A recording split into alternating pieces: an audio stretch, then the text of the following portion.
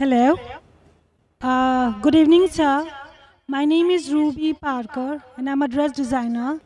This is a question on behalf of my friend. She is a Muslim, and she is married to a Hindu. Okay, but she follows Islam, and the husband follows the Hindu religion. And she and her family, they are not comfortable regarding she married to a Hindu. Now, can you put some light on this? Because she is very confused of what to do. She is madly in love with that man. If I understood your question, sister, you said that there is a Muslim girl who's married a Hindu boy and she's madly in love. What should she do? Is this the question, sister? Right. Has she got married or not? Yes, she is. Court marriage. Court marriage. Sister has said that there's a Muslim girl who's married a Hindu boy, she's madly in love. Court marriage, what should she do?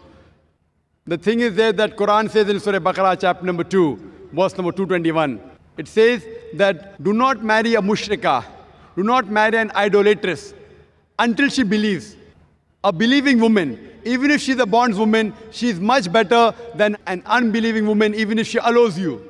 The verse continues that do not marry a mushrik man, do not marry an idolating man, even if he allows you, until he believes.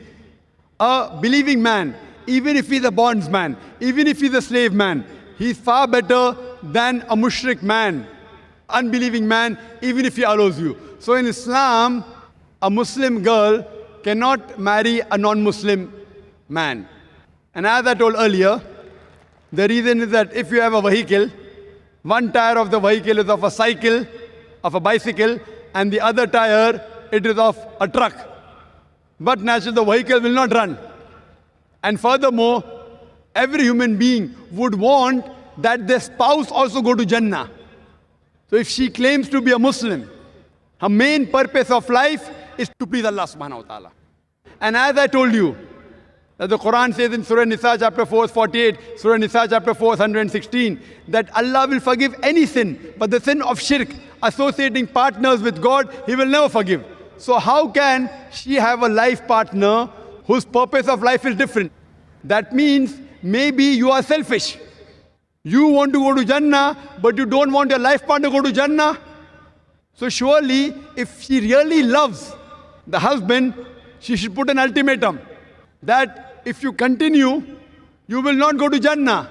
So put an ultimatum that if you want me, you will also get Jannah by accepting Islam.